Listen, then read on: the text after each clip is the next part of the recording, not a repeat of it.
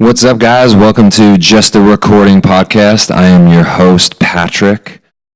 Man, this episode, I am so happy for you guys to tune in and to listen.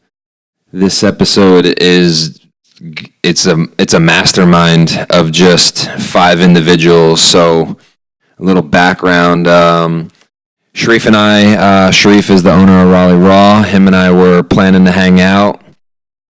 With all things, when Sherif and I kind of get together and chat, sparks kind of fly, and so I brought my podcast equipment, and we were sitting there kind of just talking business and drinking a cup of tea, and we decided to go upstairs and pop up the mics, and Vegas was there having breakfast. While we're walking in to go upstairs above Raleigh Raw, he's asking what we're doing. We said we're going to go record a pod. You want to come and watch? So he was going to come and watch as we're walking upstairs. Mark is walking by to get a juice. He's like, what are you guys doing? We tell him we're going upstairs to record a pod. He comes up to watch. And then Greg ends up texting, what are you guys doing? We're recording a pod. And then, this amazing conversation just started to happen. And it just kind of came from nowhere. And it was just an amazing, evolving, post-conscious conversation event that was held at Raleigh Raw that Sherif put on, and it just kind of really brought out some great conversation amongst the 5 of us. We talk a little bit about ego, we talk about masculine energy, we talked about conscious conversations, what the future of conscious conversation is. We just really kind of go and deep dive on several different subjects, and I think you guys are going to really enjoy this. Bear with the audio. I only had 2 mics set up. I wasn't expecting 5 people to come into the pod, and it's about a good hour and 40 minutes. So save this one for later, or listen to it and then come back to it, because it's a wealth of knowledge. And Sherif and Vegas and Greg really dropped some dimes. So make sure you take some notes, listen in, and have some fun, fam. Let's get it.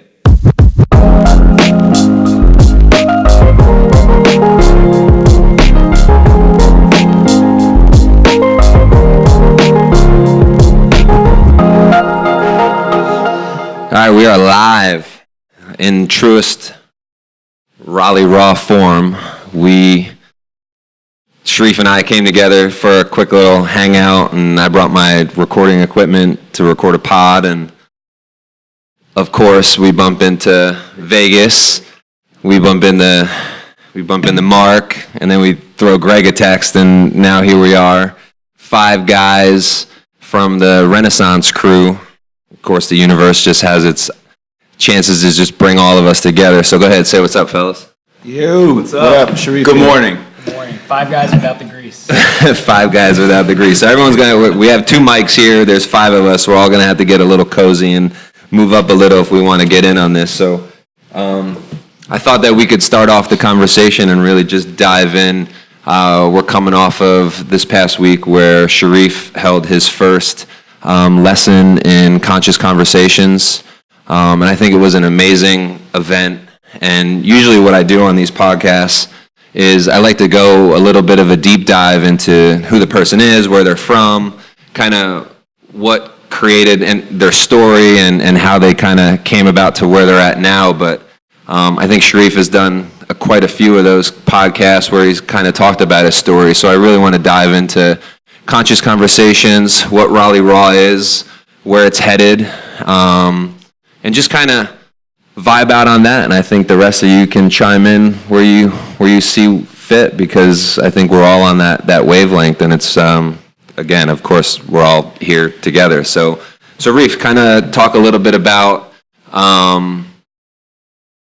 why conscious conversations came about. Yep. Where your passion is and where it's headed, and where you kind of see this space growing, because we're literally upstairs from the juice bar right now. Yep. So I want to talk about conscious conversations as I see it, and then I want to ask Greg and you and Vegas where they see it, given that you guys were here on Sunday, and then I want to kind of get an idea of what Mark would like, given that Mark wasn't here, kind of what value he could see a session like that adding for him, or something that he'd be interested in.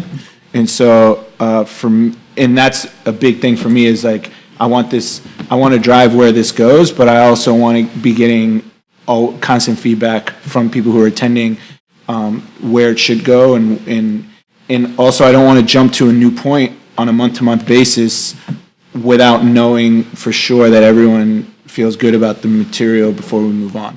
And so it's very conscious of you.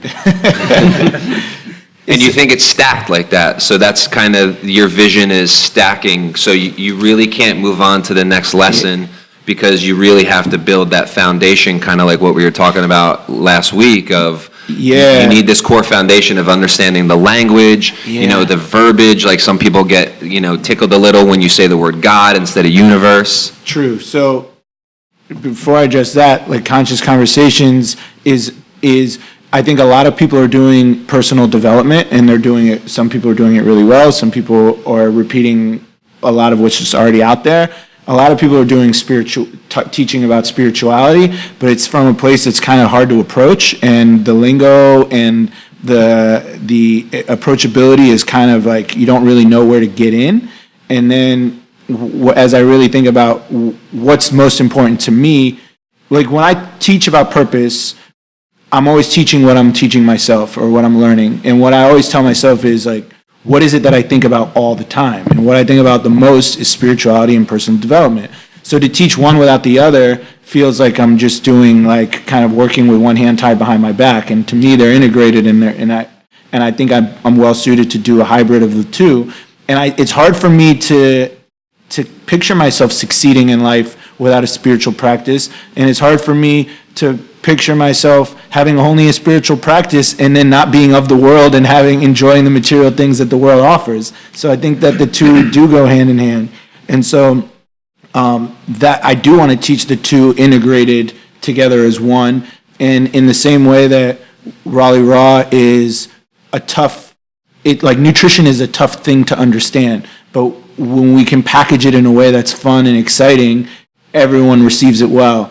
And I thought that's what I do well, is I package things in a way that's approachable, and so if I can do that with spirituality and personal development, and again, it's like it's not I just begin that structure, but then the community comes in and takes it where they take it. Right. That's what happened downstairs. That's what can happen upstairs too. Yeah. And so that's why I wanted to talk about what it is, and then have you guys talk about what it could be. Mm-hmm. And so.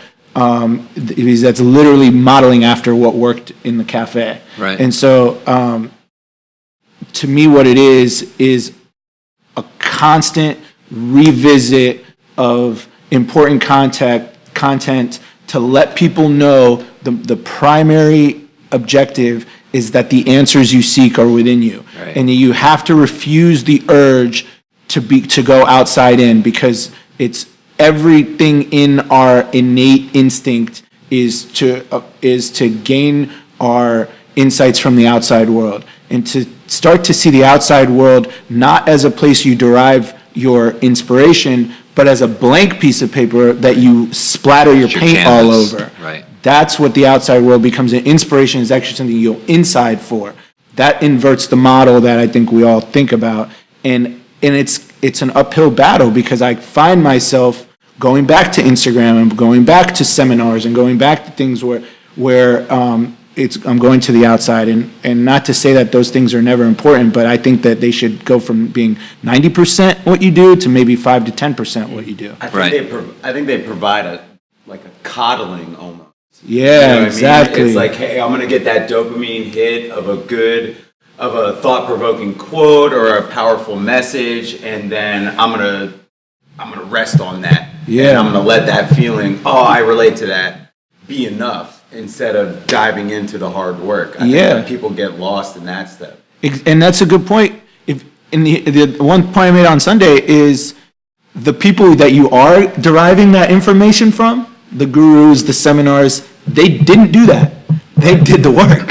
So right. The absurdity of taking an approach contrary to the approach of the person you respect should be really blatant here. Yeah. Right? It's like, Michael Jordan didn't just watch tapes. No. You go out and you put in the work and you learn, and your lessons are specifically yours. Even if you're two people, and we were talking about Whitley, who was here, two people in the same industry, him and me, if you ask him how to open up a cafe that's healthy, his answers would be different than mine. Right. And, Yeah. So, and then the other thing I think is important to acknowledge is here's one thing I didn't see happening on Sunday. People were more drawn to the community than they were drawn to the content. That was cool to see that when you really think about content, the only thing that makes my content different than someone else's content is my interpretation of it, my perspective of it, and my delivery of it. But really, when you strip it all down, it's universal truths that have been spoken for thousands of years. What's unique here is you had a room of 40 people who were vibing to the degree that you and I had plans to sit here and organically two became five in 2 seconds. Right. It shows the magic of how community has become like just instilled in this area, and it's become so natural. I feel like Raleigh's starving for it, too. Yeah, and I would push you a little bit further, and I would say, yes, it's this community, but I also think it's this space. I think this space cultivates that, and I think it's a safe environment. People feel comfortable. People feel like they have the ability to express themselves and push those boundaries of that conversation, because sometimes those conversations aren't the easiest to have, especially when you're talking about things that you're internalizing or you're working on. And what your experiences are. And I think a lot of people have trouble being able to talk about that because it puts them in a vulnerable state. Yeah, one of the most beautiful things of last Sunday, besides the community and the incredible content that was being delivered, was the people that were opening up about their personal lives to a room full of strangers. People were opening up, just like we had seen in past mastermind meetings where people were starting to become vulnerable and start talking about things that they'd probably been holding on to or never really spoken to anyone about besides maybe a best friend. Yeah. All of a sudden in this space, people are opening up, Yeah, It's amazing. That's a good point. One thing that came to mind is I noticed that when you don't have an outlet like that, you tend to dump all that stuff on your significant other, right? And, Special relationships. yeah, and it's because you don't really have like who else to share certain things with than your significant other. But maybe our significant other shouldn't be burdened with certain aspects of your challenges. Maybe like if you're having if you want to like learn to become a better man and you're like talking to your significant other in a way that's passive aggressive, you're like dumping that inadequacy onto a significant other rather than having a channel where you can sort stuff out. Different aspects of what you might be dealing with. If we have a space here that's like, okay, I'm only going to bring things that are suited to the relationship and things that aren't relevant. But we don't have the option of what we bring to who, because we only have one person, maybe our parents, maybe our significant other, and that's it. And so creating a community where there's certain people you go to with this because these are people who like to talk about these. I think that's really an interesting thing. So now in the same way that I treat my staff differently, and that's why they feel equally treated, I want to start doing that with my circle, where it's like I come to Greg to talk about things that like is like his wheelhouse. I'll come to Vegas to talk about things in his wheelhouse. I'll talk to my girl about things in her wheelhouse, and then those relationships become a lot more full. Yeah. That's not something that just came to me now. It's not something I've been have done in the past, but I think that's something I want to start doing in the future and just see how that goes. And then people can come to me for things that they know that I do well or something. Yeah. Have you guys ever heard of the concept of T-shaped people? So I've heard of this, but I don't. So you think of the T, the top of the T, and that's having a breadth of experience and knowledge and skills. And then the straight line is exactly what you're talking about, which is being the expert, the mastermind on a particular vertical. So in the context of relationships, it could be, hey, how do you deal with trauma with a significant other or a past relationship, or how do you deal with family relationships, family problems, or how do you deal with the blending of personal and professional life and the stresses of trying to balance all of those things. So it's interesting shifting that conversation, like that style of conversation, to personal relationships. saying, hey, I can come to you for this and I can come to you for this. I think there's a lot of value to be had in that. I think there's also you also have to like find the balance of like not putting people into a specific box. Well, that's where special relationships come in. Right. That's the matter of expectations. Yeah. Don't expect someone to be X when they really are Y. Just they want to be X, allow them to be X. And love them for that and keep hitting the conversation in X language. Yeah. And then with your Ys, hit the conversation in Y language. And then I feel that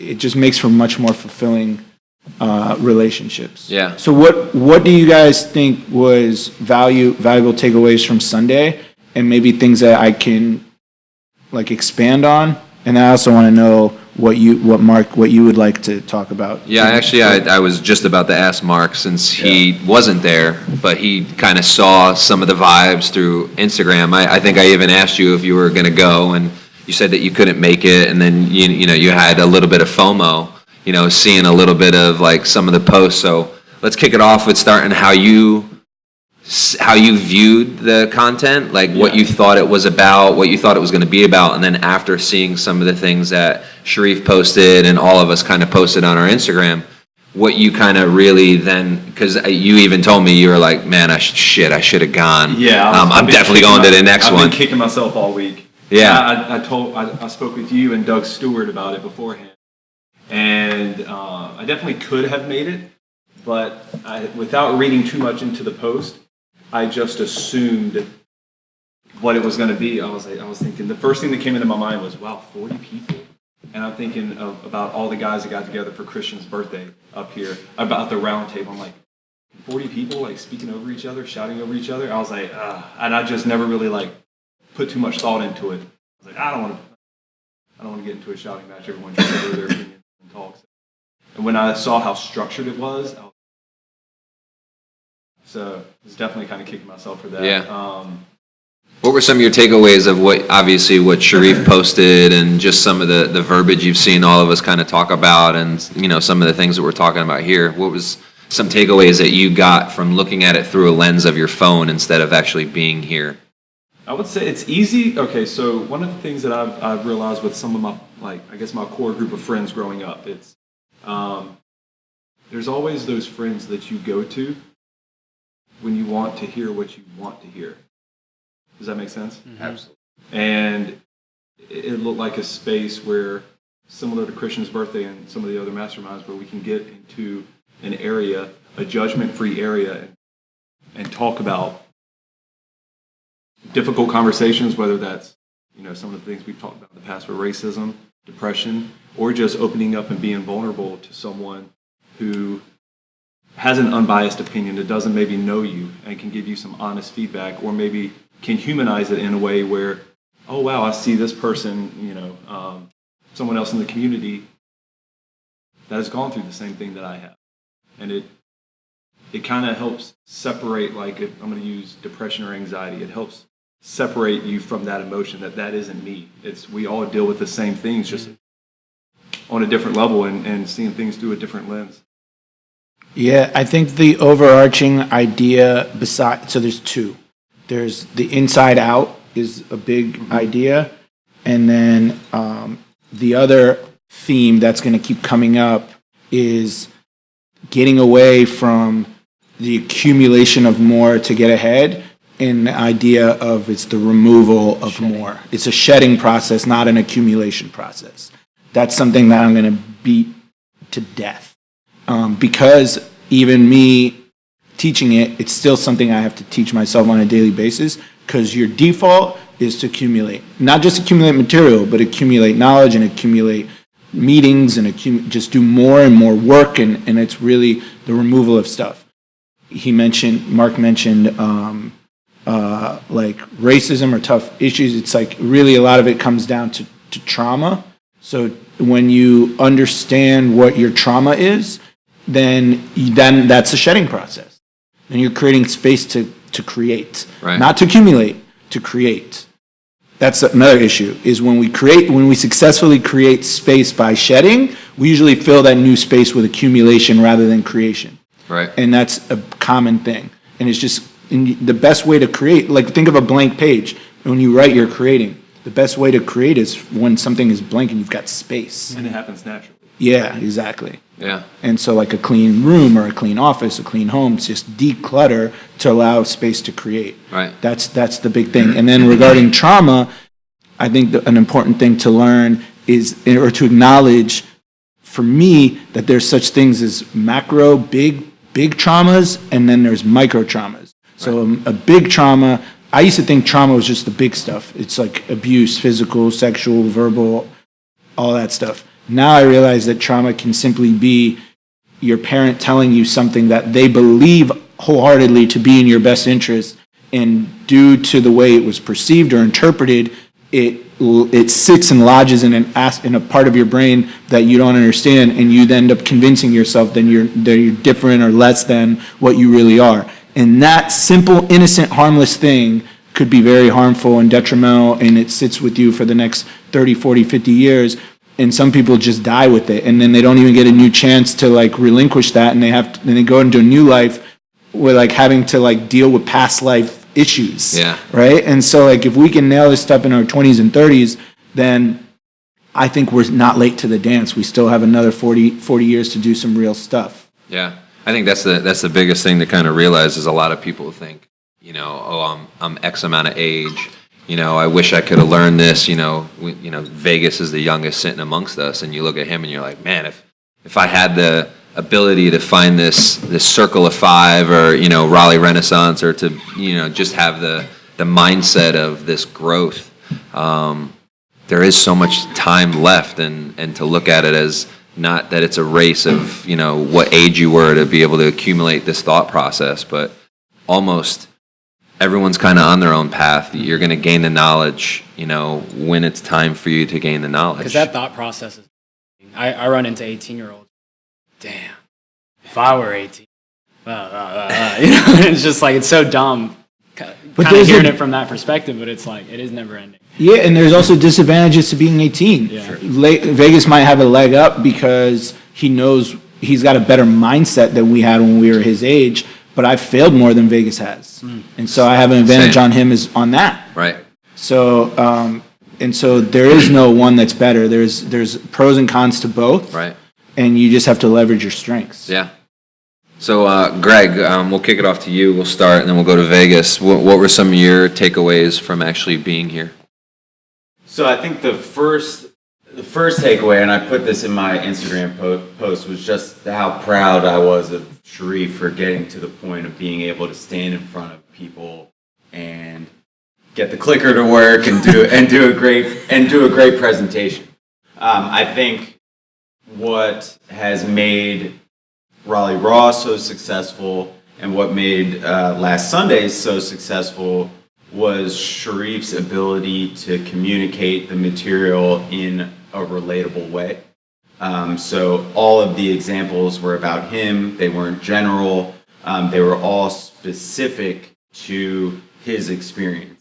And I think that is so powerful and creates such a natural connection for people because they can relate. They're like, this dude has been in my shoes before, and Sherif's not saying, hey, this is how I solved it, this is how you should solve it. He's giving, what I walked away with was saying, hey, the tools to solve those complex issues are within me, and if I'm doing things that are bringing out those tools and accentuating those tools, then I'm going to be able to handle things like Sherif has. Right. If that makes sense. So not doing it like Sherif, or not doing it the same way that Sherif did it, but using the same tools and the same framework. Yeah. And I think if you were to ask the majority of people who don't know you well, like we all know Sherif pretty well, I would venture to guess that they were going to walk away with that same takeaway. And the way that I've described it to people is like that class was like an in-depth table of contents for what I think your future classes would be. Like each slide, I thought of that presentation as the table of contents for the book, and then each slide that you touched on could then become a chapter, and within that chapter there could be sub-chapters, allowing you to really build a progression of content, almost a series. So I know I'm kind of going on a roundabout way of answering that question, but I think that the takeaway is that that the issues that we all face are relatable, and that if you get to a point where you are just fed up with the way that you've been doing it and you want a change, that this is a very approachable and relatable way to educate yourself on what a new path could be. Right. That's awesome. Vegas, what about you?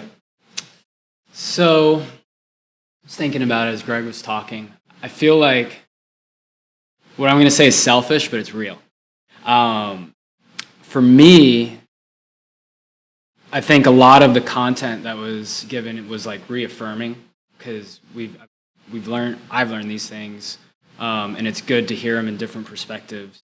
But what I saw and what I felt for myself is that not only was it an awesome space to learn, but it was also a really awesome space to contribute. And what I mean by that is that towards the end, once the structure started to break down a little bit and we started to like ask questions and the forum started to open up, I could see the light in people when they had the floor and they got to talk, because they were in a community where people were going to listen. And I feel like a lot of people sit in communities where people don't listen to this type of stuff. You know what I'm saying? Or like, you know, and they try to talk about it and people are like, dude, what are you talking about?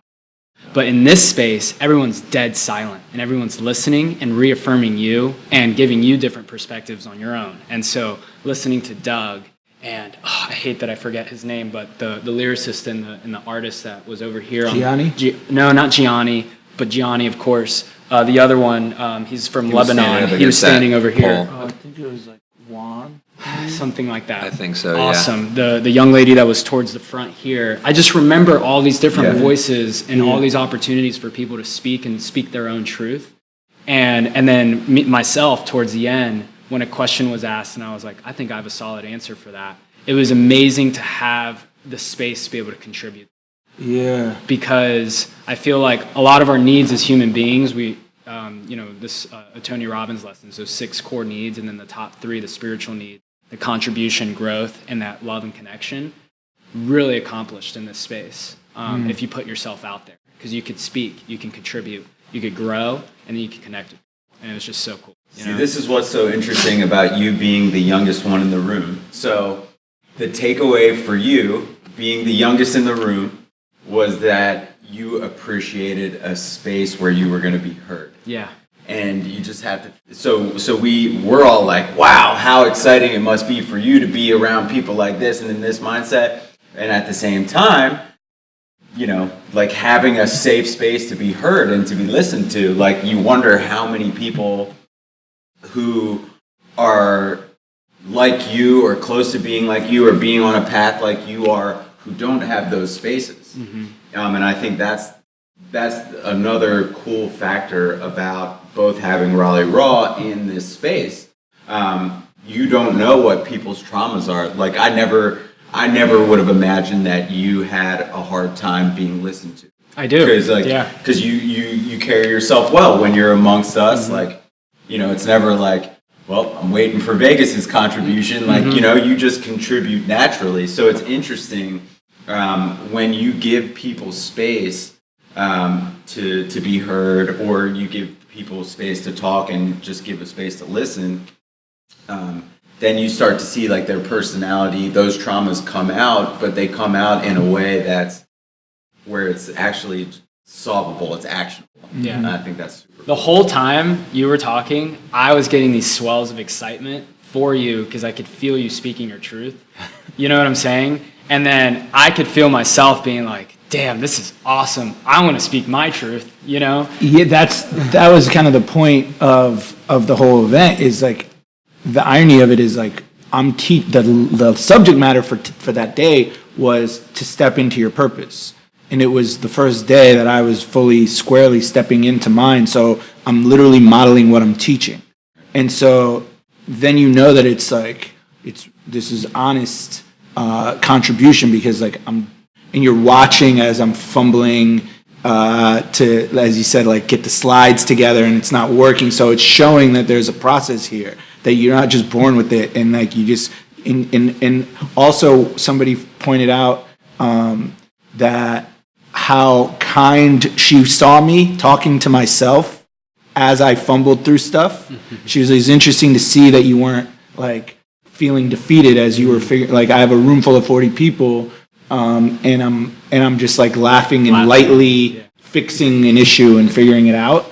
And I was like, it's interesting she said that, because I never used to be that way.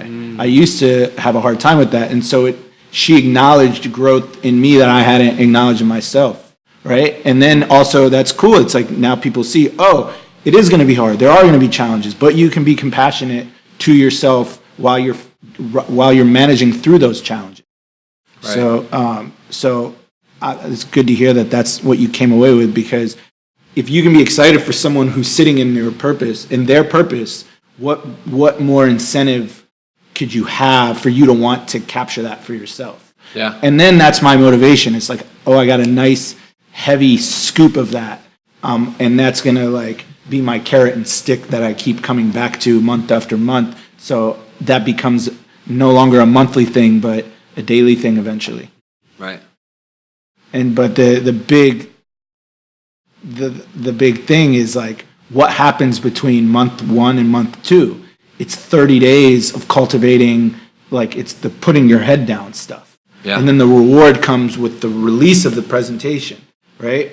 But people are like always shy away from the dirt, the gritty part, right? And that's what I want to kind of like focus on. It's like, cool, the reward at the end, which is getting customer feedback, is awesome, but the gritty part is what matters, and you can't outsource that to anyone. Yeah, it reminds me of Cornelius's question towards the end, which was, I have a hard time curating this type of within myself, within my own personal pockets, but to have this is incredible. And the immediate question that rose to my head was, what prevents you from creating this yourself? And I think the answer is, for a lot of people, Cornelius, integrity and following through. So it'll be interesting to see how this group does it. There's so many different ways you can like hold people accountable to following through. Because I was actually going to ask you, how do you see yourself preventing people from this being the external thing that you're trying to prevent people from leaning on? That's probably the best question, because even the minute that the thing ended, people were already like trying to like, I don't know. It was just you can't, I guess.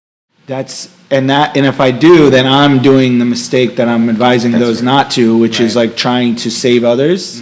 All I can do is just say, don't rely on something else. Allow this just to be a community space, but allow your answers to come from within. I can say it, and probably 80% of people will still go outside, and rather than take action. And that's just, you do that enough, then you finally realize that it's not going to take you anywhere. It's no different than the launch of any new product, where you're going to have a certain number of people who adopt the product, a certain number adopt the product and stay, they adopt the product and churn. It's going to be that. It's going to be the same thing, But I think the devil will certainly be the details. If people aren't doing the work, they're not going to want to come, because the guilt of being in a room of people who are all getting their shit done, that guilt of like, I didn't do my work. You think so though? Because I feel like a lot of people go back to church because they're in a room full of people that. So I'm not knocking church, but go back to church. Like this is a difference. I think there's obviously some overlap, but this, at least in my experience, feels more action driven, more like it's going to be called more out. tangible. Yeah. Mark? I feel like the teacher appears when the student's ready to learn. Totally. Maybe it's not. Maybe some people just aren't ready. Yeah, We that's talked true. about That happened. That was me. That's true. And there's nothing that a teacher can do to speed up that process. And there's nothing wrong with it. Yeah, They're on and there's their own nothing wrong with journey. it. In fact, what a good teacher, in my mind, should do is retreat to the degree that the student retreats, right? So it's like, you want to pull back, I'll pull back. When you're ready to step forward, I'll step forward. And so that's the way I approach things. I was driving over here this morning and I asked myself, how do I measure success as it pertains to Sunday conscious conversations? Is it a full room of 40? Is it that I can start charging, $20 to $50 a head? Is it that I take the show national and tour and like start becoming more of like a Jay Shetty? And then I realized that I'm going outside in when I think that. So the answer to the most honest answer is, if people get on their purpose, and I mean anyone, like 1, 2, 3 people, get on their purpose. If people have actionable results in their lives as a result of the teachings that I've offered, then so I'm not looking at numbers. I'm looking at like, that's why I'm so Qualitative, not quantitative. yeah, so that's why I'm concerned with like not going to lesson 2 before lesson 1 has been really honed in, because I want to make sure that this isn't just like I'm just grazing over and then it's just like forgetting out content. If I can get 2, 3 people that can have had like insane results, then and so for that reason, if anyone is listening, and for you guys too, write in like how it's helped, because that's literally gonna how I'm gonna measure how successful it is. If I get 2 people to tell me X and Y happened because of something that I learned, and it's just 2 people or 1 person, then I'll know. And then if I can get some people to say like, this is how you could tweak it for it to land better, and that's how I approached downstairs. Like, I literally just wanted to have a place where people could eat, where if they're celiac or like you, or if gluten-free, sugar-free, if we wanted to avoid cancer, and that was it. It wasn't about Yeah, totally. right? It's amazing. Like I was just thinking like, if people don't have an option to eat somewhere and degenerative disease is an issue, what are the 2 things that are constraints? It's price and it's time. So I can get something in a reasonable price point, something I can turn around between 5 and 10 minutes, and a few people are really good on that, then that's good. So it's always that's how I measured success. And it's the same thing here. It's just like, it's just a few people and it's landing. Maybe those few people will tell a few people and then it'll grow. But I don't care about it being a mass thing.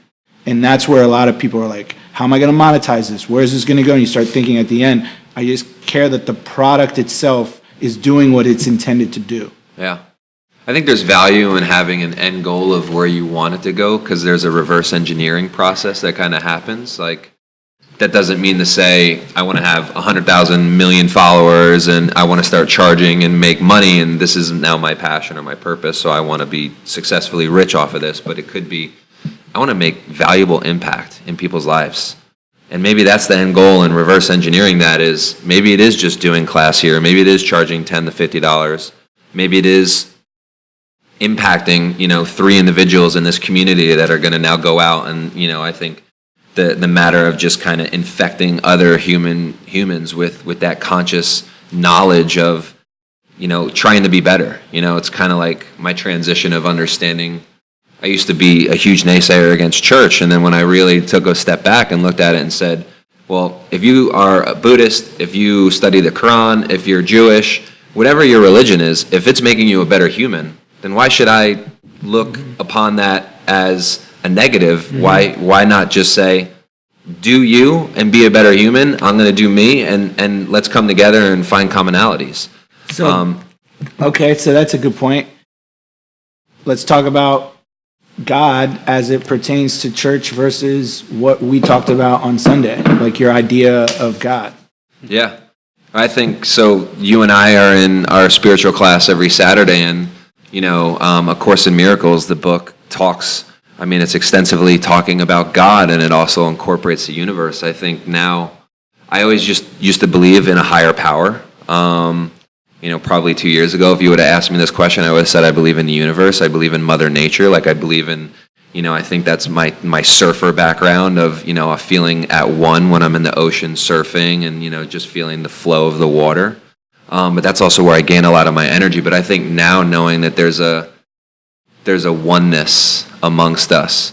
Like today, you and I had a hangout to do. We were going to have breakfast. It turned into you and I recording.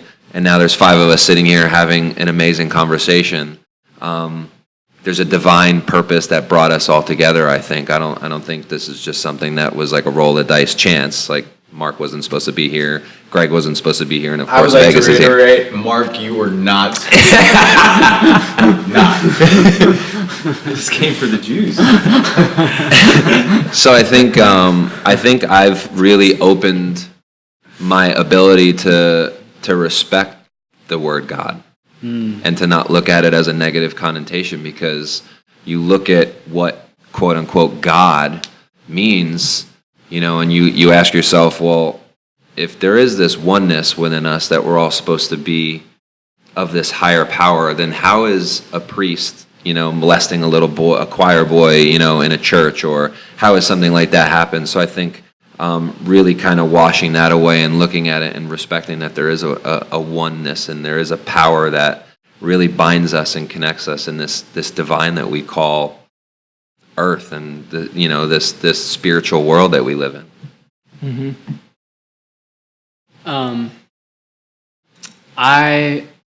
This is an awesome question. I was listening to Naval, what's his last name? I'm John. I'm not going to butcher it on a video. Tech angel investor. Angel investor. Yeah, he created angel.co. Yes, incredible human being, and he was talking on Joe Rogan's podcast about these types of questions and how they are always paradox. And I started really, really chew on that concept. Like, what is the purpose of life? Well, the purpose of life is nothing in that you're a speck of dust in this grandiose universe. It's bigger than anything you could ever comprehend.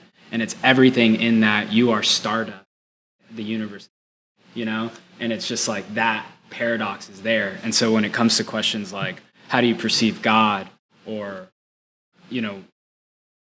what's the exact question? So that like what's your understanding of God? Because understanding the first slide I showed was like an old white man with a staff that was like sitting in the clouds, ready to pass judgment and vengeance on whatever decisions you make. The second one is like an energetic field that you can plug into when you go inside through prayer and meditation. Yes. And so when you talk about the priest molesting, it has nothing to do with God. It has to do with his interpretation of what God is. And when you've got traumas and the old white guy in the clouds is saying, you better not act on those traumas, you better suppress those traumas, you better act like they don't exist, well, anything that you repress and suppress is going to find its way out in unhealthy ways. Right. But if the other perspective of God, which is go inside and clear out what is in there and understand your traumas and deal with them, then maybe that same priest would have done the work and understood, because he's a human, right? That's at the end of the day. Every priest or CEO or anybody else, they're a human with their own. Right. There isn't one individual on earth that doesn't have trauma. They just have varying degrees. So to answer the question, my understanding of God, I think more and more is becoming the understanding of and understanding the God within me. We all have that spark of within us. And understanding that concept and understanding also that I have desire-driven feelings, and those desire-driven feelings are things like accruing material things, power, having control in sex, those are like core primal things. And then, but then through love, I can achieve a higher purpose or a higher sense of myself, which is the God in me, which is the harmony, which is the love, which is the truth, And we all have that within us. We all have both within us. And I think accessing God through myself and understanding that I have that harmony within myself, that's where my understanding is going. it's hard to conceptualize because it's such an infinite. No, that's a really brilliant response. I mean, that's something I was hoping to achieve on Sunday, which is because that's blank slate out there. Everything is within you if you tap in. And then the first 3 energy centers are that energy that is at lower vibrational. And when harmonized, as you put it, you bring up the first 3 to the top 4, and now all 7 of those energy centers from root to sacral to solar, because root, sacral, and solar plexus are power-based energy centers. Sacral is sexual, and solar plexus is identity, right? Social power. And then you get to heart, which is what you were saying, through love. Through love, you go to throat, which is speaking your truth, and then your third eye, which is intuition, and your crown, which is your connection to God. It's literally every Eastern philosophy has said what you just said, and that's the idea. But we say that, and then we go back to buying stuff, and we go back to attending seminars, and I'm not saying that those things are bad. It's just taking that same energy and harmonizing it up through breath work, whatever spiritual practice works for you, I think has been most effective for me. Yeah. Semen retention. Semen retention is fucking crazy. Like, I don't know. It's been a hot minute since I've been celibate. You and I talked about this after Way of the Superior Man, and then I read the book, and I was completely mind blown by the thought process of how you can internalize this energy. Semen retention, no one talks about. It is no joke. It's probably one of the most powerful things I've ever tapped into. Yeah, and it's starting to gain more popularity, and people are starting to talk about it more. But it's like first quitting porn is the first step, and all this shit's easier said than done. But the reward is way higher than the struggle. Yeah, just like quitting booze was hard, but the reward was way harder than the struggle. Sure, or way higher, and then quitting porn, and then going to like quitting masturbation, and it's like no joke. It is like, okay, and then you might fall off, and you gotta get back, but like that's what Vegas is talking about. It's those lower vibrational energy centers, learning through the breath to take that up the spine, because that's why yoga is so good, because yoga's formulating, it's contouring the spine. It's the same, and then that fluid goes up physically, not just talking about spiritually, physically goes up to the spine. It's all connected to the brain. Yep. And then you're taking that energy all the way up through breath and through movement. Tai Chi and all these other, I don't do Tai Chi, but that's why that works. Right. And then imagine the excitement that you have, that sexual creative energy, and having that channel towards purpose. Yeah. And like, instead of horniness and frustration, it's like, it's excitement and focus. Yeah. Right? Tell me more about this. And like the opposite of that is when you just spit it out in horniness and frustration. Right. Then you're like always needing more. It's like, and then you start to look at every single girl as like as an object, and then you're literally a slave to your whims and moods and feelings, and you're no longer a master of who you are and your own energy. I think also it's everything is going to be fleeting and feel like out of control and spiraling. Yeah. And everything and how you feel inside will always depend on who and what is around you. Yes. Right? Yeah. And like versus you've got superior control over that energy, and you feel it. And you might see a hot girl walking down the street, and you appreciate it, and you might even like let that energy fill you up. Right? Yeah. And then you move it up, and then you go into work with like, and you tap into that energy. Tap in, and you use it to get stuff done.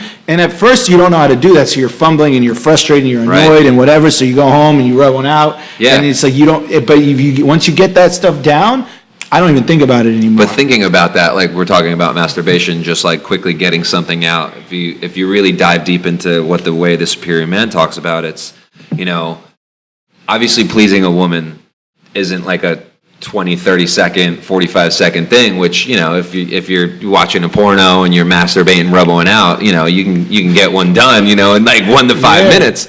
So you start to apply masturbation tactics to sex. Yes. And it's the same as sorry.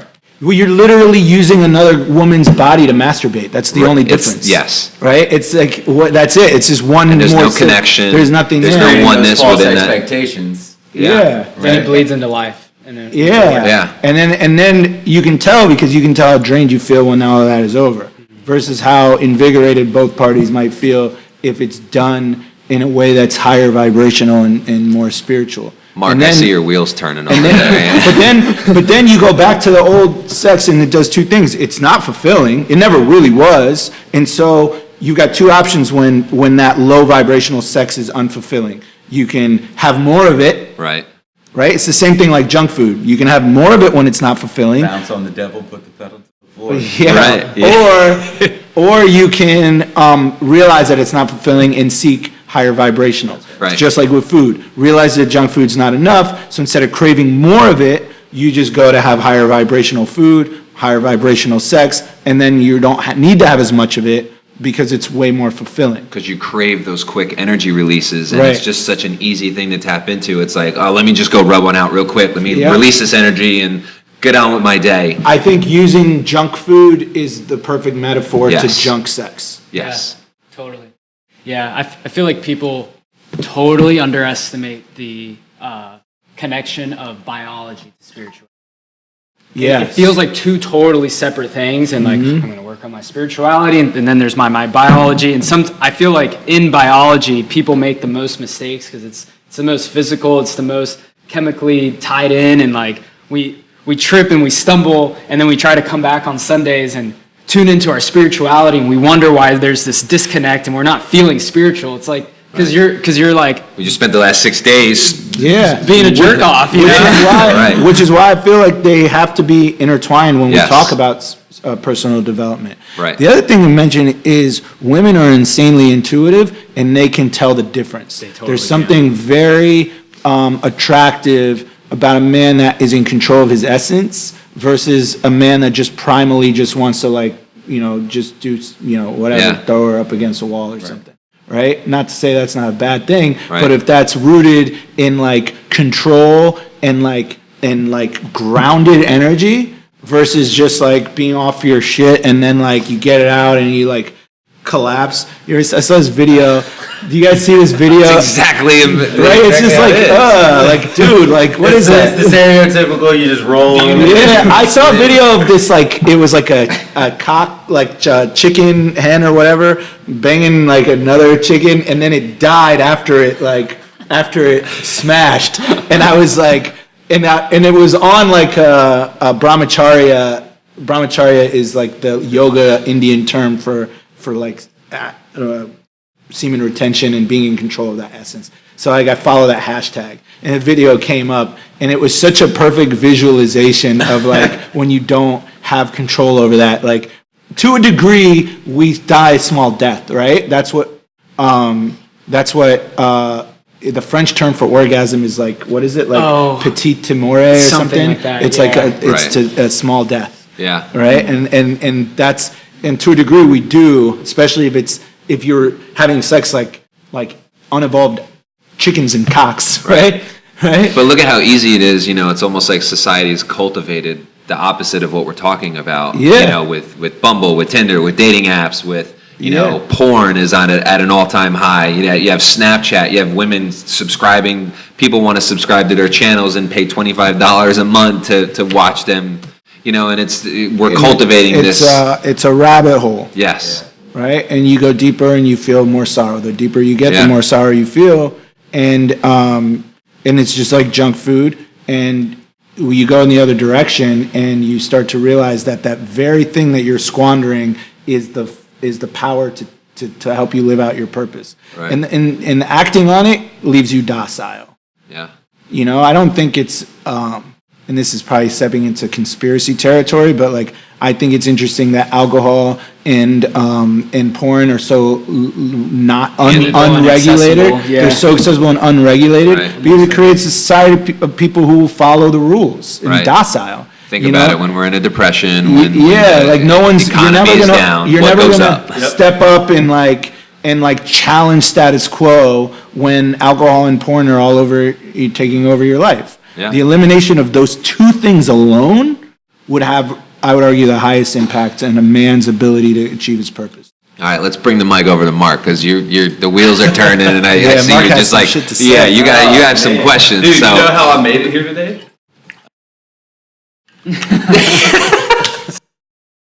Straight up. No, you were talking about that energy. Who was it? I've been Yeah.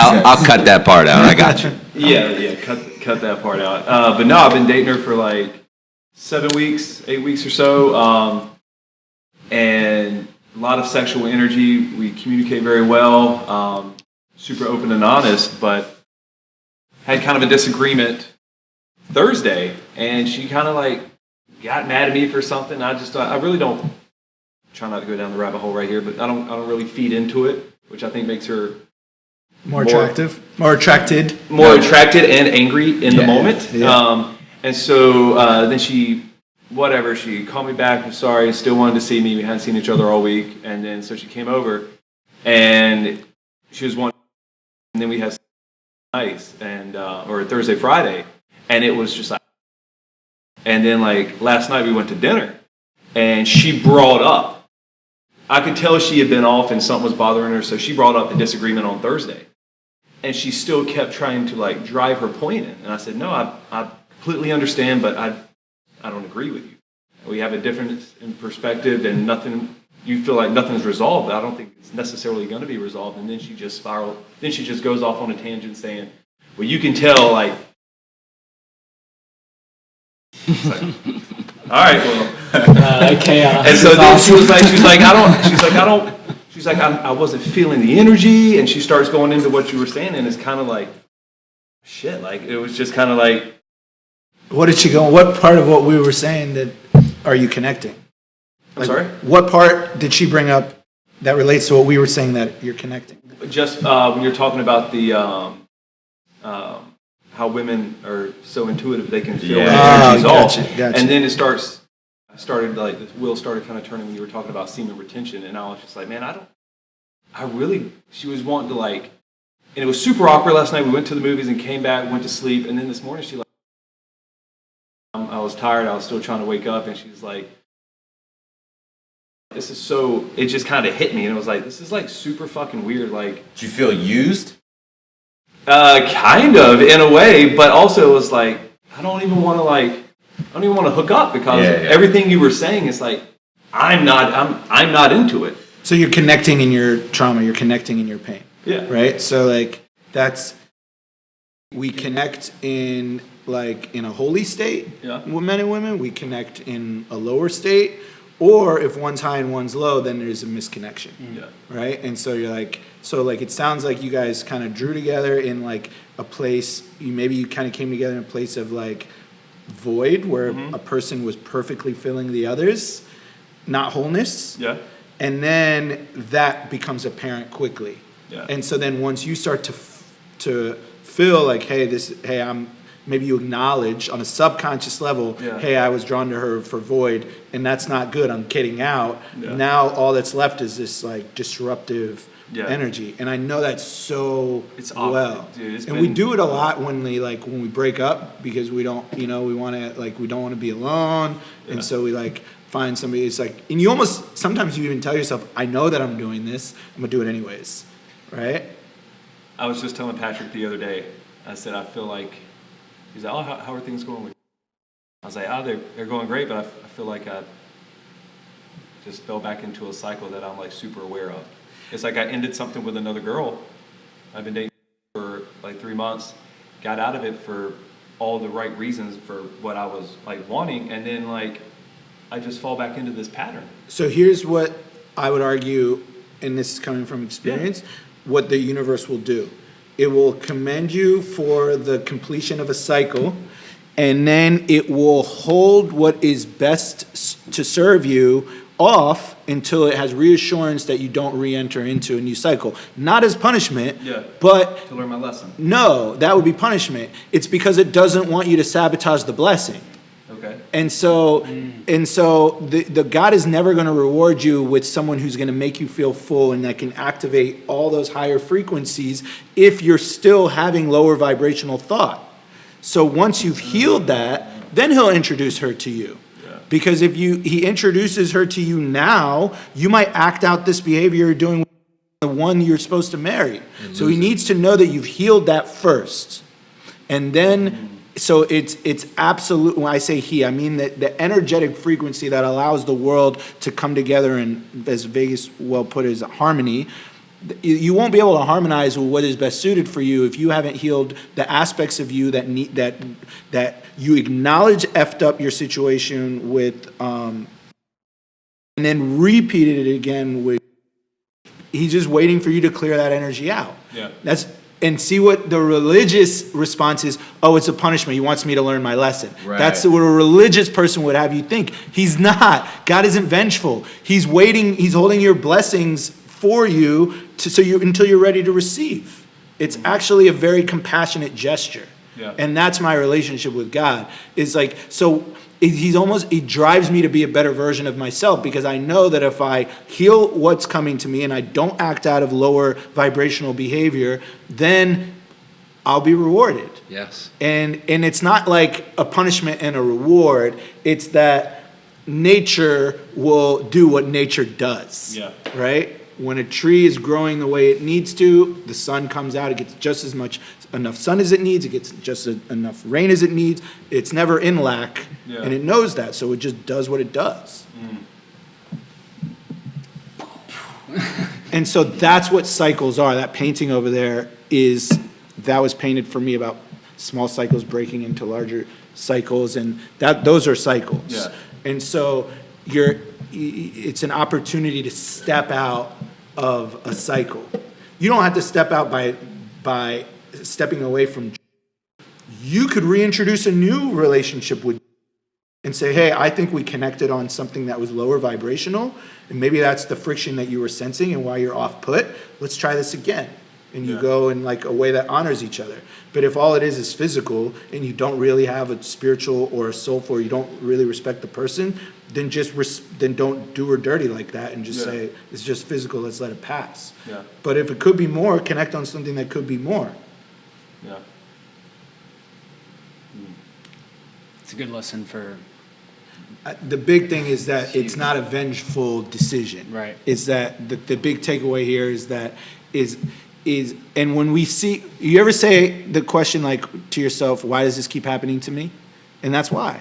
You're repeating the same cycle. It's not happening to you. You're doing it again. Right. That's different, right? You're just doing it again. It's not the same, and so the same consequences are going to be a result of the same action. So that's all it is. It's not God playing on you. God's holding blessings till you're ready. Yeah.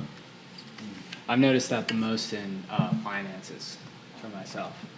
No matter how much money I get, Spend more. It's the same. Yes, you don't break the habit. You don't learn if you don't have the foundation, you'll make the same mistakes over and over. I'm making literally 10 times more now than what I was making last year, but finding myself in similar situations. How is this happening? Why does this keep happening to me? And I'm like, wait a second. I'm like, I keep going out to dinner. I keep buying shit. I keep doing this. But it's interesting, and like one of the things that I'd love to see a class on, whether it be from you or someone else, is like the programming of how we make decisions. I think you heard me talking to Don P about this the other day when we were sitting at the bar, about how I have, for me personally, like every decision that I'm faced with, I am so conscious about whatever.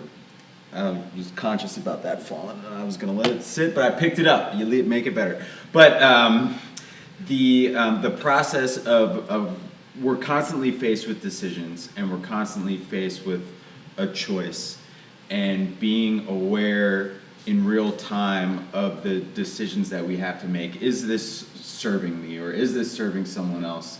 Being aware of all the factors. nailed it. Yeah, because I think we're so quick to go through our day and just make rash decisions, whereas if we pause for a second and think through the repercussions, thinking selfishly, primarily like, what are the repercussions that it's going to have on me? Like, is this a good decision for me? I'd love to see that, because I think like the reprogramming of the conscious mind. Yeah, so I'll give you an actionable way to achieve that. handle your impulses first. And then the ability to answer the question Greg poses is, does this serve me or does this not, in an act accordance? The truth is, we ask ourselves the question, and we know the answer is it doesn't serve me, but we can't resist the dopamine and the pleasure that comes from knowingly going towards the lesser option. Right. We can't, right? I get that. We know what we need to do, but we go the other way anyways because it feels better to get the short-term hit in the gratification. So that's really what's at the root of the issue. In order to conquer that, you make promises to yourself and you keep them. You get the urge to bust a nut and you don't. Mm-hmm. You get the urge to have a drink and you don't. And you get these urges, and I'm not saying you fight them in a way that it's suppressing, but you challenge yourself to master your shit. And this is a war that goes on, and then you make it less war because what you resist persists. So at first your ego is like, I'm going to fight against another aspect of who I am. Then it becomes, I'm going to nurture a lesser, lower vibrational version of who I am. And so instead of like suppressing and being angrily mad about a version of who you are, you bring it up, right? The Bhagavad Gita says, don't trample the self with self, raise the self with self. So the mentality shifts from fighting against the civil war to like evolving yourself up. And even just thinking about it as compassionately raising yourself has a different energetical vibration in the body than I'm going to squander my urge to have sex or to drink, right? I'm going to be better today. In the way that instead of Mark getting up, if Mark had said, I really want to bang this girl this morning, but I'm just going to get up and go have coffee instead, there would have been friction going on in his body. But if Mark says, I need to do this differently, today I'm gonna make different decisions, then that's a more peaceful feeling energetically that's going on in his body. And so enough of those wins, right, small wins, accumulate the desire or the ability to say no, and then your no's can become bigger no's. Then you're saying no to big temptations, things that you'd never been able to say no to. I can go to bachelor parties.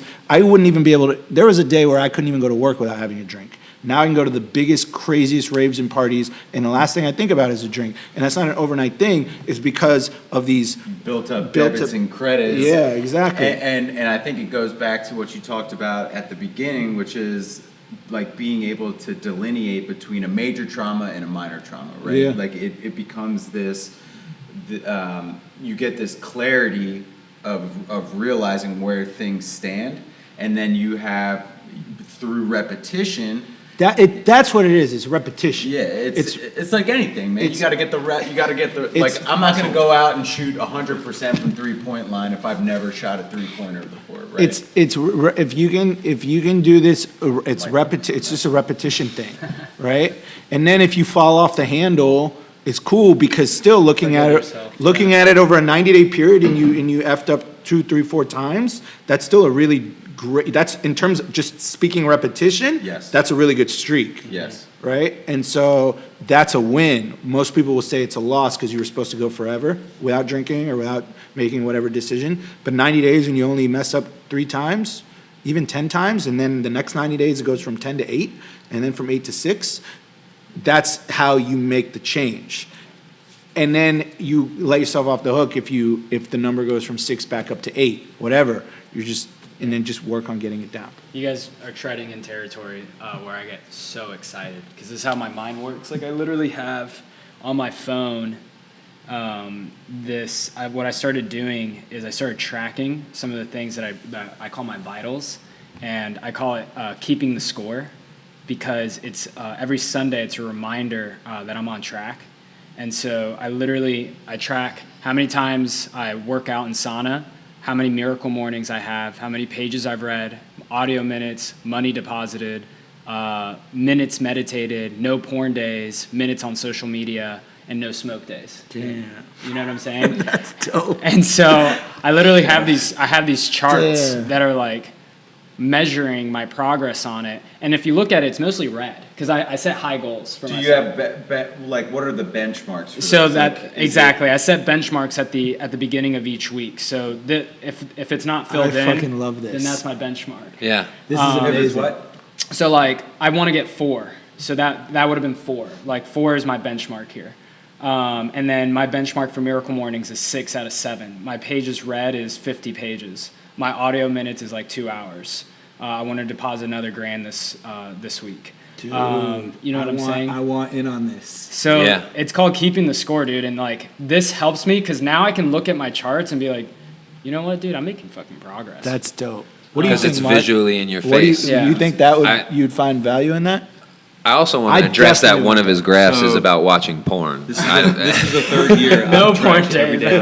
day. Dope. You recognize it as I you have do to it by, decrease it. Yeah, man, 100%. 2018. Yeah, so Yeah. this is the third year I've tracked how much I meditate in a year. Yeah. If I have an X beside the number, that means I've meditated twice. But I put the number of the day of the month. So I know like Q1 how many days I meditated, but also how many times. Q2. And so I have that. I mean, yours is next level shit. I mean, How you doing on porn? Pretty good. That's Yeah. been one of my most See a lot of consistent X's. ones. Yeah. What Is that an app? are the No, I numbers? just spreadsheet. Is there a Yeah. feeder? Is there a feeder Right. sheet that No, I play. So what I do, what my do you site. count an X3 as one and a sauna as one? No, that's it's always the same thing. What's a miracle morning consist of?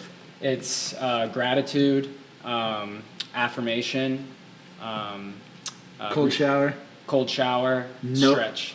sex in the morning, No, because that'll fuck up. You'll lose your fluid. yeah. Sex at night.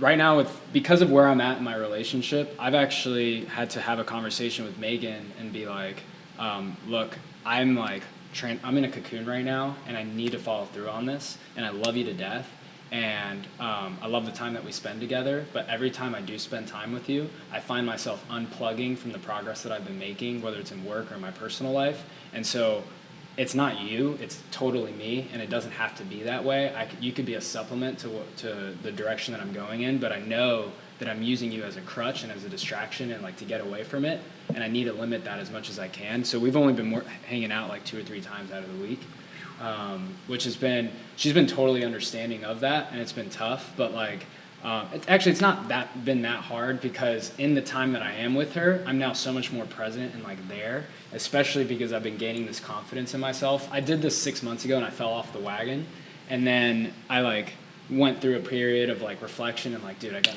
fucking like do this shit. And it started with the impulses, and so that's what I've been tracking. Getting a handle and Getting a mastering handle the on the impulses. impulses, yeah. So that's a big one. But getting a mastery of the impulses is a big one. I think that needs to be nailed down in some of these classes. So Miracle Morning is affirmations, meditation, gratitude, cold shower, And a stretch. and a stretch. And that's a completed miracle morning. 5 things. Wow. Yeah. Okay. What's a miracle evening? I haven't gotten there yet. That's my next mastery. But I loved what you said, like before anything, like master your impulses, because where all my impulses reside is in my evening. What was your number one? That's Smoking? where I smoke. That's Yeah. where I watch porn, or that's where I want to go out and hang out with Megan to get away from work. You know what I'm saying? So, this is in no way me telling you to do something different with Megan, but if this was me, I would be thinking of a way to have my cake and eat it too with Megan. Same. I would just be like, how can How can the two blend? Yeah, and maybe it's not overnight, but like that would be a goal of mine.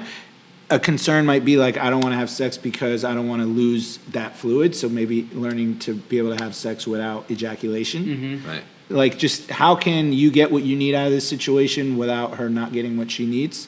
And I don't know the answer to that. It's Yeah. just, and maybe that's just my mind just being like, I want to. No, yeah, that decision came out of just needing the space. And I like that what you know. said about it's the relationship's improving because you're bringing a better version of yourself to the relationship. So obviously there's value to what And you're now doing. when I don't, she notices. Like the other day, bro, like I showed up on her door and I had been thinking a thought on the way there, and I had like earlier that morning masturbated, and she called me out so fast. She answered the door, and when she was like, she like shit tested me, like gave me kind of like a shit test, and kind of like said some shit that like buckled me at my knees, and I reacted in the exact way that she thought I was gonna react. And like for the rest of like the 30 minutes, like that until I like finally broke through, she's like, there's something off. Like, what's wrong? Like, what do you know? And she kept like poking at me. I was like, I just need to clear my head. Like, I'm going to go for a walk, you know? And like, I went and like meditated and walked, and I came back like, I'm good. I'm so sorry. I told you, women always know. No, They you always not know. Especially Megan, bro. I I know. know. But it's because I've been so intentional about it now that she sees and feels a difference so plainly and clearly. Yeah. It's They're such a very great intuitive. mirror. Yeah. And I feel like that space has given us the ability to do that. But I like what you're saying, because I think there's way more to gain from the relationship than there is to lose, and spending less time, you know? And it's not only doing this for Megan. That's a very awesome fringe benefit. But it's your own ability to do both. If you can fill your cup and fill hers, it's going to say more to yourself in the department of self-mastery than if you just tell her, I need the distance so I can keep my own cup full. Keep your own cup full is step one. Keep your own cup full and then fill hers is step two. Well, maybe not fill hers because that's codependency. Make sure that she's filling hers while you're filling yours. Right. And then you don't have to spend so much time apart because both of you are full. It's the next step. It's funny you say that, because one of the things I said at dinner, I said, I think a lot of this, I feel like we've been spending a lot of time together, and I think it's easy, kind of like in the honeymoon stage, if you want to call it, to lose track of who you are and what you're doing, and actually like replenishing yourself. And as I stepped into a new role with work. So like last year, I worked probably like 30 hours a week, and now I stepped into a new role, and I probably worked like 50 hours a week this past month.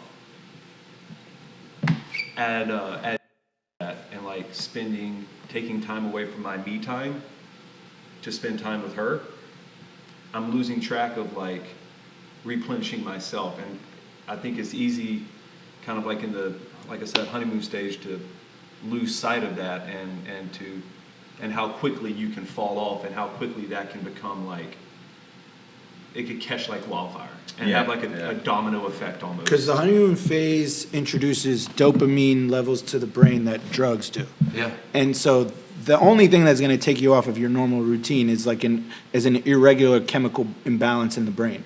And that's what's happening. Right. So it's your responsibility to, again, manage the impulse and say, I totally have the urge to go do this, especially because it's new and exciting, but I got to stay in my purpose, and I got to stay in my routine.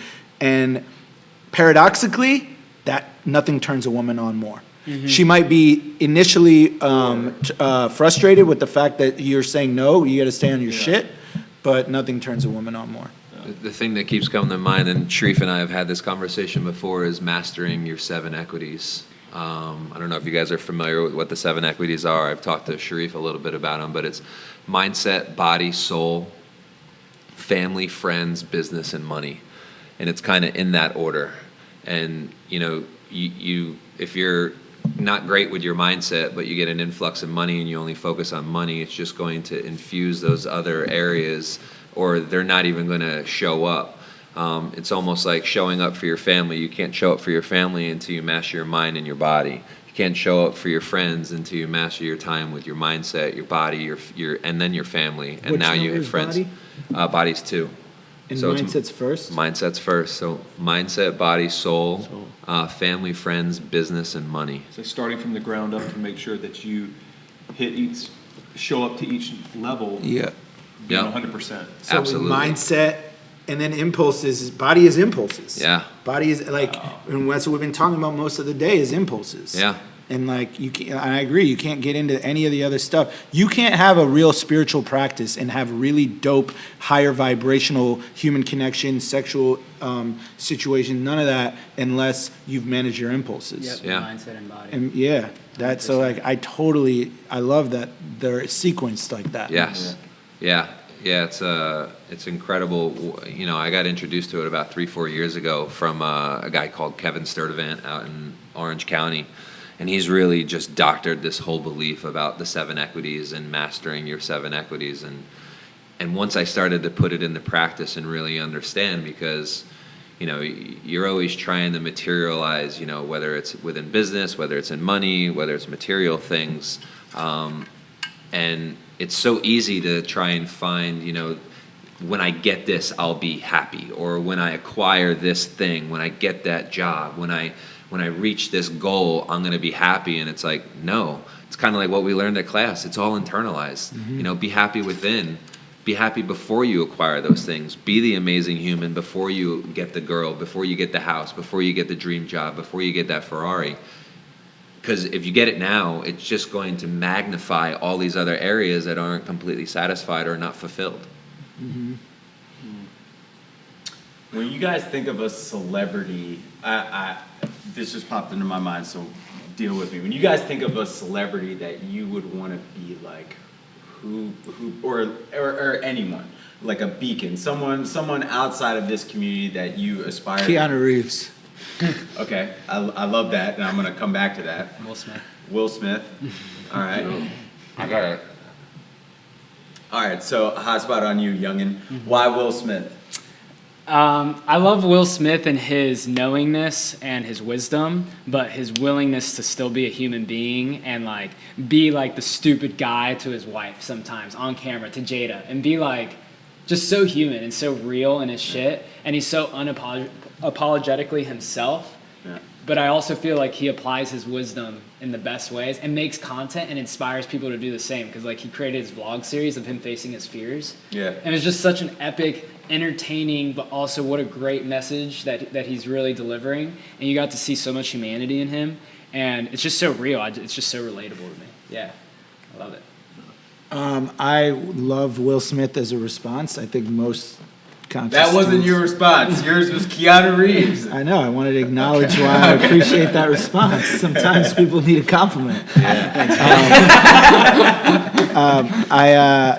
The reason I would pick Keanu Reeves is because he's like so understated and not about the accolades, not about the money. He's not materially driven.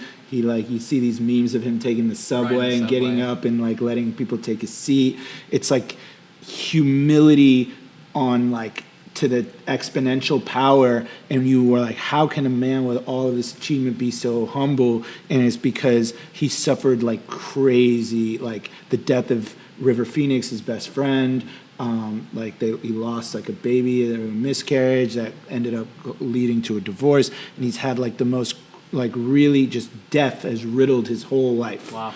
And like because of that, like he just gives away money. Did something happen to his sister too? His sister, or was that what you just? I thought it One of them. passed away. I think yeah. Yeah. I don't know all the stuff because I haven't read anything on just like stuff that I come across, but he's just like. And like The Matrix was big for him because The Matrix is literally about breaking out of this system, and like the type of movies he does and just the type of person he's just so quiet, and like it's internal strength, not external power. And there's something I really love about that, like in my favorite movie American Gangster, where he says like the loud it is. Bro, yeah. He's like the loudest person in the room is the weakest person in the room, right? And like Keanu Reeves is just like always so quiet, and then he's also just like a G. Like you see him like on the tactical play, like with the guns, and like he's just a badass. He's a man's man, yeah. He's but he's quiet. He's not loud. Right. Well, I think what's so interesting. I love Will Smith's loudness. That works for him though. Yeah, it does. That's authentic loud, who he which I is. appreciate. Not like not He uses flashy it loud. He uses it to connect with people. Yeah. I think he elevates his voice for the people who aren't as loud, and then he meets them where they are. Yeah. I struggle with the It's like- Keanu, Will Smith, like the paradox of that, because I believe so much in like the stoicism of life and like only answering questions or only shedding advice when it's asked of me, and then also putting myself out there and making positivity louder. I think I've shared that with you in the past. Yeah. It is a daily battle. Well, I mean, I would love to be best friends with both of them, and they're completely opposite people. But to the point we mentioned, we open up this whole conversation, is everyone is different. Treat every relationship for what it offers. Change your gloves. Right? And it's just like, that's what he brings to the table. That's what Keanu brings. Everyone brings something different to the table, and so you don't have to struggle with being more like this or more like that. It's the reason that they work is they didn't try to find a balance between being like two different celebrities. Keanu was just him fully expressed. Will Smith was just him fully expressed. So you're not going to be a perfect mix between Keanu and Will Smith and take elements of both. You're going to be something that really is a full expression of who you are, and is not going to feel like either of them. So then I'm be like, wow. So like when I really look at people who impress me, it's not a personality and it's not a position, it's not a strategy. Because you know that's the case because you've got two guys, Will Smith and Keanu, who are completely opposite. The reason we're so impressed by two people who have nothing in common is because they're fully authentically who they are. Yeah. Well, I think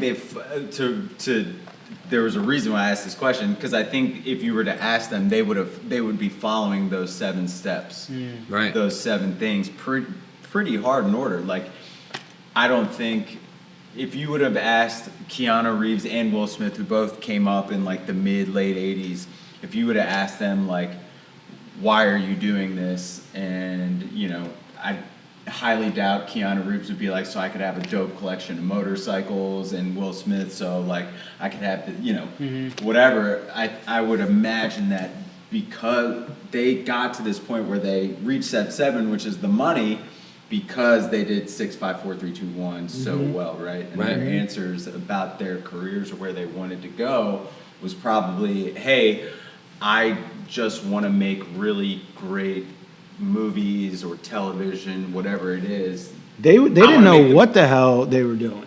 Right. Like, I mean, honestly, Will Smith was like, just because of his rap career, he got connected with Quincy Jones, and Quincy Jones made him come to a mansion party in the hills, and he was like, here, you do like a pilot in front of all these people at this party while we're all hammered about why we're doing this pilot for this show, and we'll even call it after you since you're the Fresh Prince. We'll call it like the Fresh Prince of Bel-Air. And he's like, let me go home and take the script and like really internalize it. He's like, no, do it now. Yeah, he was like, you could, and you might not get it, or you can just have it right now and have it be yours. Yeah. And Quincy Jones was shit-faced, as he always was back then. And he just went and he did and he was scared out of his mind, and he did it, and he nailed it, and that became like how he approached his life. So he wasn't always Will Smith as we know him. He was thrown into shit and he didn't want to do it, and he did it anyways. Yeah. And then he was just like, okay, that's why he's so big on talking about facing your fears, because that was like his defining moment. A good friend of mine says, if you're scared, then do it fucking scared. Yeah. Roddy Chong, he's this violinist for the Trans-Siberian Orchestra, and he does keynotes for like Grant Cardone. And he's like in this incredible entertainer. He's an entertainer. And the way that he will structure his keynotes it's just like a song, or like how he would deliver any sort of piece of entertainment, but then it comes with a message. And his message is always prepare for your moments of brilliance. Because we all have these moments of brilliance that come to us, and it's in those moments whether we step up to the table. But the only way that we can step up to the plate is by working on ourselves and mastering ourselves in the background. Like one of my moments of brilliance in the last couple of years was I was actually at this conference called Door to Door Con in Salt Lake City. And right next door, Grant Cardone and Vivint Energy, they were having a conference where they just had Grant Cardone like fly in and have this conference. And our Da Vinci team, went over to this conference with the whole Vivint thing because we got invited and we were like front row. And we were just checking it out, and I was late because I'd won this competition at Door to Door Con, so I was like getting my iPad as my reward. I come down the stairs and I walk into this room, and Grant Cardone and the CEO of Vivint are like, you could tell they had been shit talking and just like being kind of bullies on stage, and you could feel the vibe. And one of the Vivint CEO was like, you know what?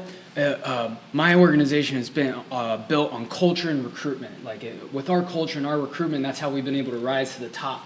Like I got my guy right here who made $1 million last year, and there's not one person in this room that could recruit him out of Vivint Solar. He's like, actually, you know what?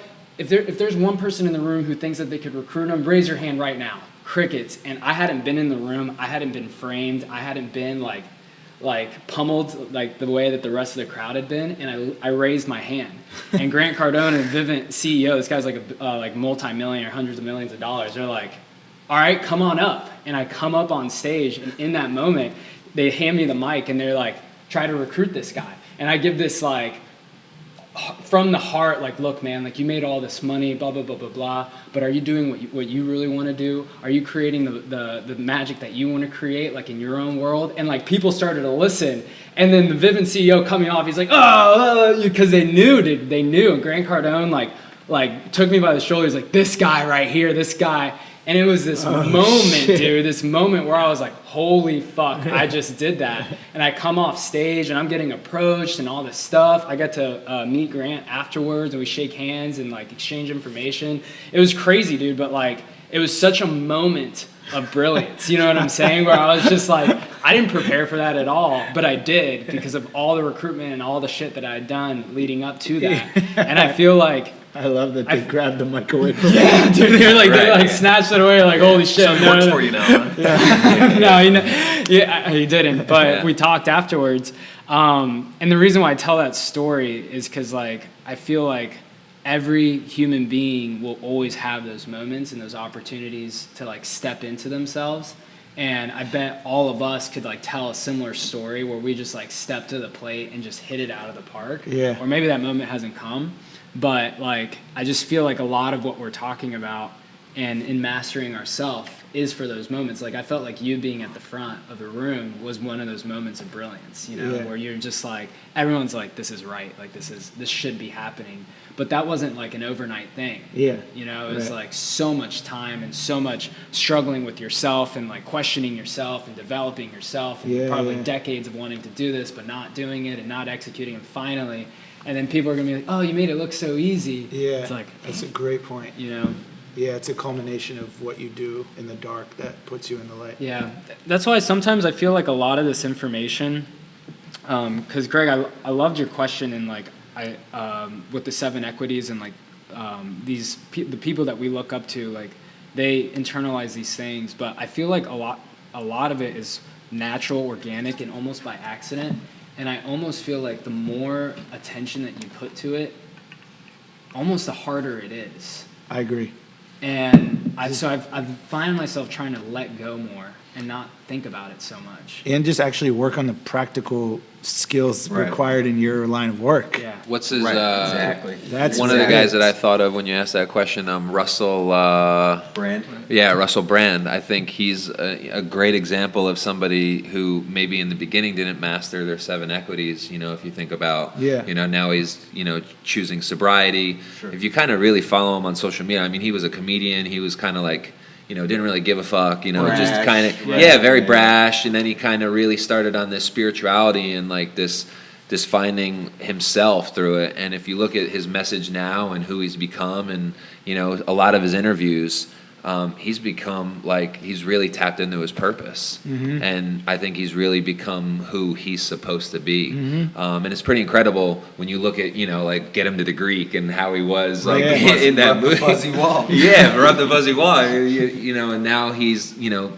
posting IGTV videos about, you know, finding it within yourself and internalizing, you know, this spirituality that, you know, is just spreading positivity. And I think he's an ideal person of somebody who maybe in the beginning of their career wasn't mastering the 7 equities. Purpose and passion, right? Yep, I think he was filling other people's cups and not filling his own. Yeah. And now he's found the way to fill his cup and fill someone else's. Imagine if Robin Williams had that switch in his head. You know what I'm saying? Because that was an endless. Yeah, that's what we were talking about on Sunday. With you've got all your people who are on their passion, and then people who learn how to take their purpose and integrate their passion with their purpose. Right. So, Robin Williams and Michael Jordan are examples of people who had passion, no purpose.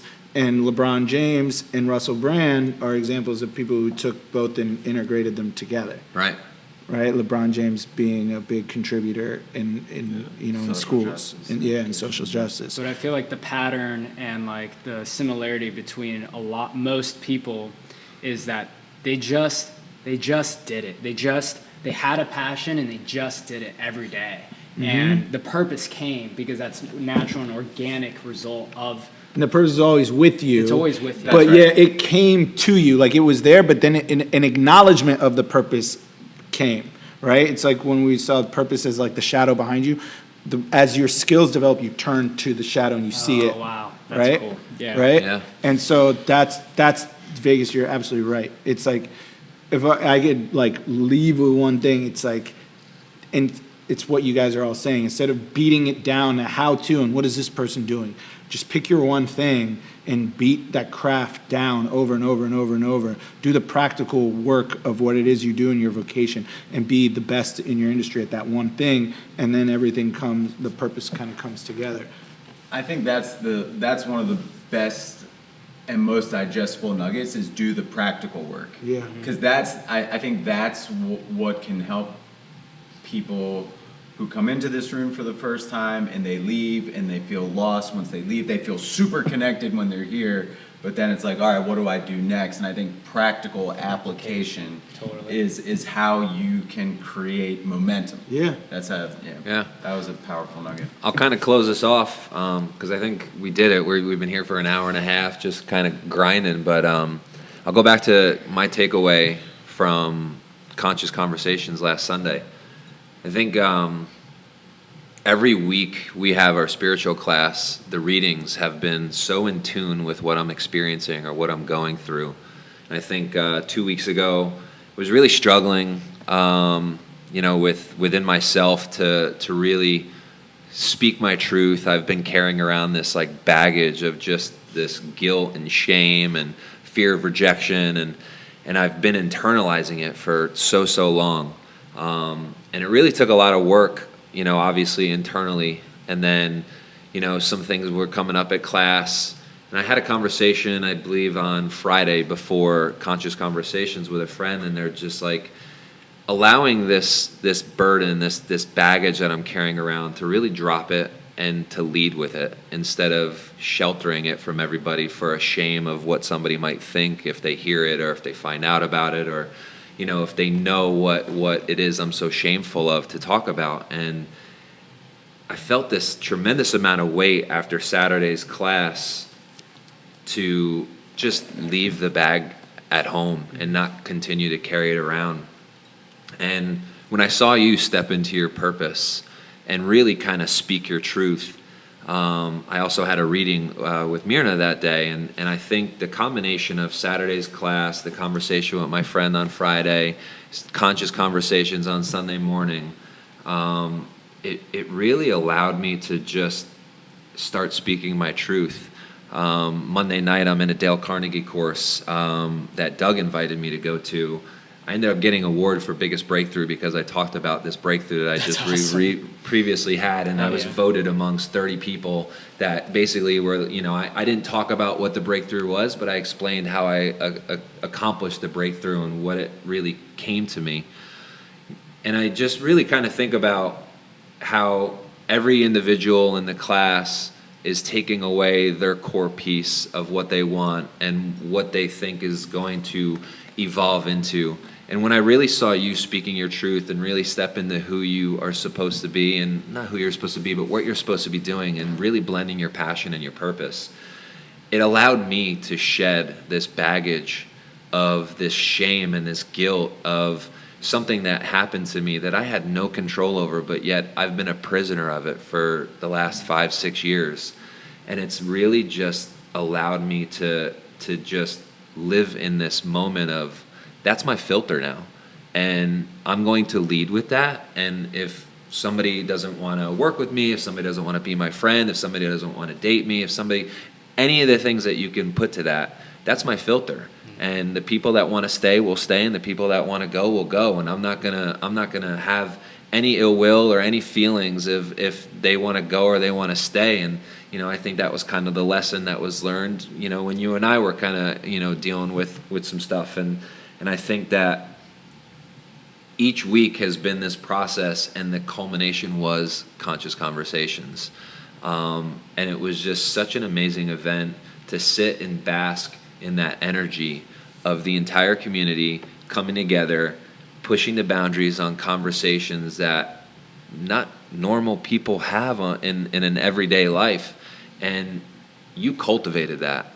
And I think it's pretty incredible to see. I've known you for 6-7 months, and I was so impressed, and I was just so incredibly proud because we've been talking about it since I moved here. And to see you really do it and live it and see the reaction it had on everybody, and how like everyone was just vibing, and like the energy and the vibration was so high after that class. You know, you think about the Q&A that happened afterwards, and then, you know, we were here until Doug got into an argument with his wife because it was here for so long. You know, it was supposed to end at 11. I don't even think I left until 1 or 2. So, you know, it's like these conversations were happening. It was almost like a network meeting that kind of happened afterwards of, you know, these little kind of pods of conversation that happened after this thing that you did. And yet it's you. It was your truest self. And it allowed me to shed my baggage and really start to speak my truth. And for that, I am so incredibly grateful. And I know that you and I have had this conversation. I think I talked to you at the block party when, you know, one of the first kind of interactions we had. And I was just like, man, I am so fucking grateful for you. I'm so grateful for you just kind of taking me under your wing and introducing me to your core circle. And now we're in spiritual class together. You just really have opened up, and Raleigh Raw, and I say this, and I don't say this lightly, has been the center of my universe since coming back to Raleigh and to the East Coast, because the person that I was in California was not this. And I found it when I came here and when I met all these individuals in this community through Raleigh Raw. Wow, thank you. I mean, I'm super grateful for those words. I think that a lot of credit goes to you for putting yourself out there and inserting yourself and being receptive to community. Yeah. Because, you know, this place has been here and it's touching the people who want to touch it. And so I think that's really the credit goes to those who are seekers and those who are doing work. And like all we can do is, like Mark said, is like just when people are ready, they'll tap in. Yeah. And we just want to make sure that we're expressing truth with no ulterior motive or agenda, and people can plug in. And it's, you know, it's not me. Conscious Conversations is me getting out of the way and allowing things to come through, right? And so if it was me, it would have been super scripted. And it's not. It's like I stand up and then whatever comes out, I don't even really remember what I said. And that's how you know. It's just like you get out of the way and you let things come. Yeah. And so it's not till I go back and watch videos that I see what was said. And like I think that's a really good place for us to be, is like just to fearlessly get out and just do what you were put here to do. So with that, I think we'll do the second Sunday of November, which will be the 10th. And I have a few surprises up my sleeve for that day. All right. Awesome. Well, I think we did it, guys. Are we for sure on the 10th? I have a conference in Chicago.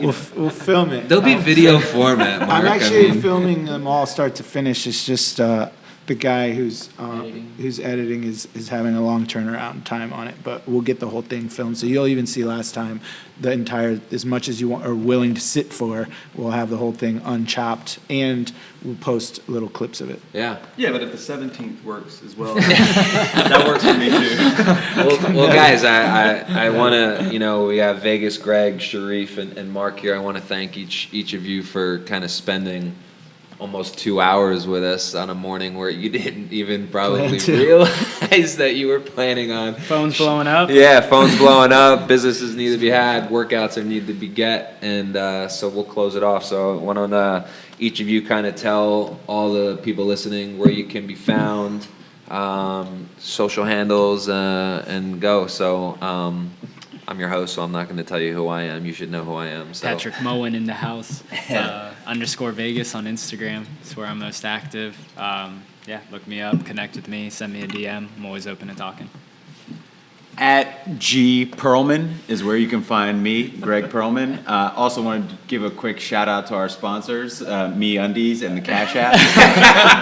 And Raleigh Raw. And Raleigh Raw. for sure. And Flaming Hot Cheetos. Yeah, you can find me at. This is Sherif. Find me at Raleigh Raw. This is Mark, Instagram at Matt Clack. Wait, Sherif, do yours again because that sounded threatening. Find me at Raleigh Raw. That's the handle at Raleigh Raw. Yeah, no social handles. We'll just come to Raleigh Raw. That's where he is all the time. Yeah. Find me, get a juice. All right, guys, thanks, man. Thank you. Awesome.